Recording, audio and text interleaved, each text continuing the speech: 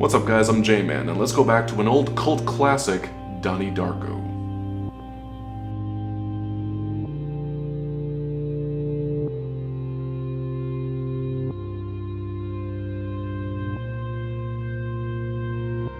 The movie has two different versions. The regular theatrical cut, which is agreed upon as the more ambiguous version, and the director's cut, which is more on the nose and spells out its hidden meanings more clearly. Now, first of all, if you haven't seen the movie yet, I recommend you watch the movie before watching this video because there will be spoilers from here on out. So by now, any true fan knows what the movie is really about. The world is about to end and there's all these factors that are trying to influence Donnie to stop it from happening. By the end, once Donnie has reverted time and is back in his room again, he chooses to sacrifice himself to save the people he loves. However, I've actually read several threads and articles saying that technically, Donnie didn't have to die. He could have just left his room right there and the jet engine wouldn't have fallen on him. Now, I know some people might say that he died so that things wouldn't pan out the way they did and so that Gretchen wouldn't be killed, but that was supposedly just the insurance trap to make sure that Donnie resets time, and it wouldn't have happened if Donnie wasn't influenced to be there in the first place. Even writer-director Richard Kelly says in the commentary for the theatrical cut that Frank honking his horn at the end is his way of warning Donnie to wake up. And that horn honking is Frank, who is suddenly remembering what had happened in these 28 days, and he's saying, "Get out of bed, man! We did it! Get out of bed!"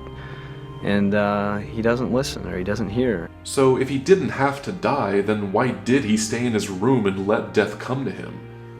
Well, putting aside the possibility that he thought it was all just a harmless dream, one way to look at it would be it's possibly an allegory about a teenage boy contemplating suicide.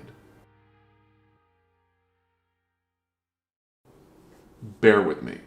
So at the beginning, it's established that Donnie is very troubled. He sleepwalks, he causes trouble with his family, and he has to take pills and see a therapist.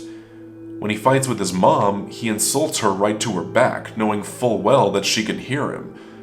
However, after she just disregards it, he looks visibly frustrated.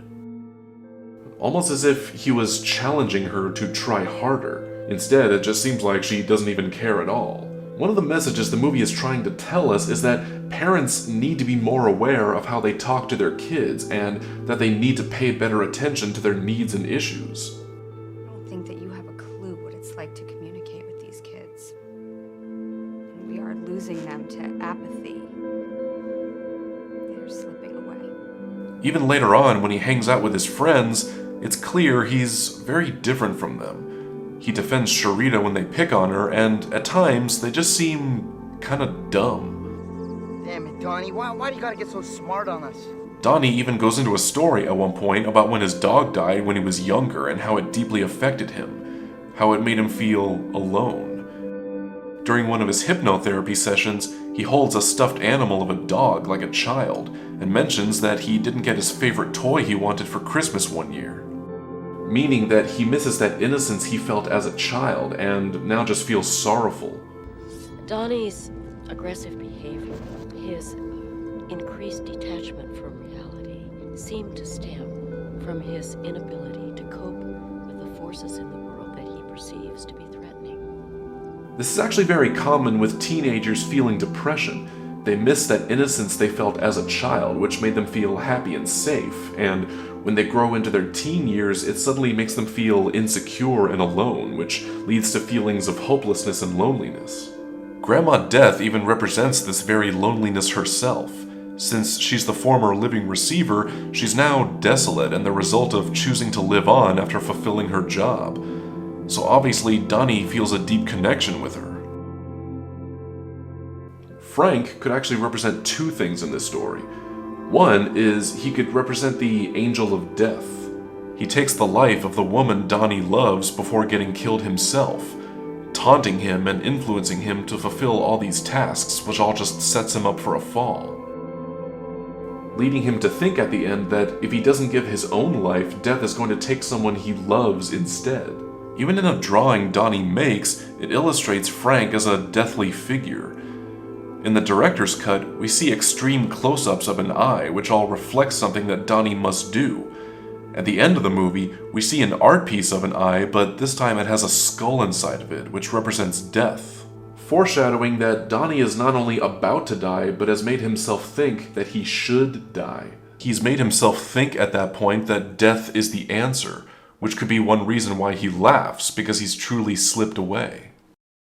The other thing Frank could represent is regret, since he's the future victim of a crime that Donnie will commit, causing the insurance trap and making him feel more sorrowful and alone, just like all the other tasks he has him do. What else makes you feel regret? That I did it again. You did it again? I flooded my school and I burned down that pervert's house.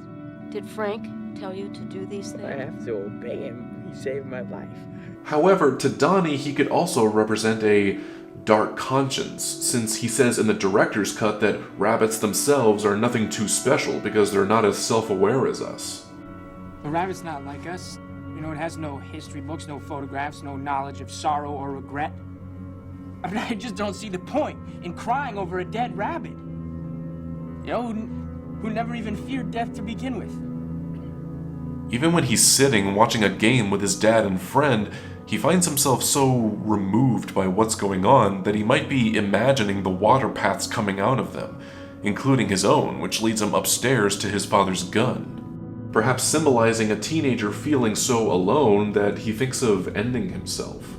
Then comes Gretchen, and she's kind of his new puppy dog, as it were, meaning that she gives him new hope and is his new best friend. She helps him to not feel so lonely anymore. Now, looking at it from a more psychological viewpoint, you might interpret it as him just making this all up in his head to justify continuing on with his life. He kind of has an adolescent imagination of being a superhero type character with all these otherworldly powers. The jet engine falling on him at the end could metaphorically be a gunshot or some type of tragic action that ends his own life. At the beginning, when he's talking about Graham Greene's The Destructors, he talks about how destruction is a form of creationism and the characters in it want to change things by destroying. This could actually reflect his entire character because he's tired of his life and feeling lonely all the time, so he imagines Frank as his conscience telling him to fulfill all these deeds, which leads to changes happening around him. Flooding the school causes school to be cancelled, and he meets the pretty girl who sat next to him and asks her out. Burning down Jim Cunningham's house caused him to be exposed as a pedophile.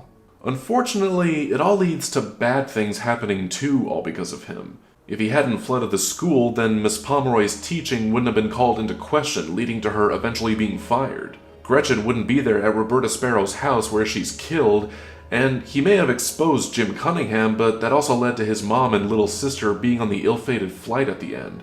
Incidents he obviously wasn't directly responsible for, but did basically stem from something that he did.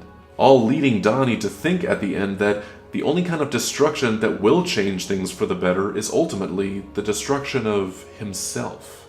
It's even echoed in the ending song Mad World that follows his death. And I find it kind of funny, I find it kind of sad. The dreams in which I'm dying are the best I've ever had. The sad part is, throughout the film, there are several places where people tell him that he doesn't have to give up, that he doesn't have to be stuck with his sorrow. If the sky were to suddenly open up, there would only be you and your memories, the choices you've made, and the people you've touched. If this world were to end, there would only be you and him and no one else.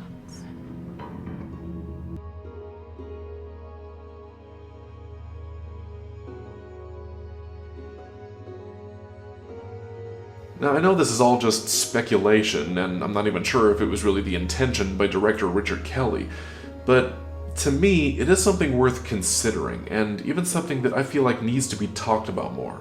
So if you or anyone else know someone who is feeling hopeless, that the world would be better off without them, let them know that they are not alone. Be there for them. Let them know that your life is better for them being in it. So those are my thoughts on Donnie Darko. How do you guys interpret this movie? Whatever it is, don't be shy and leave a reply. Also, be sure to follow me on Facebook, Twitter, and please support me on Patreon. All links are down below. And if you like this video, don't forget to like, comment, and subscribe to the J-Man. Keep looking deep, and don't give up hope.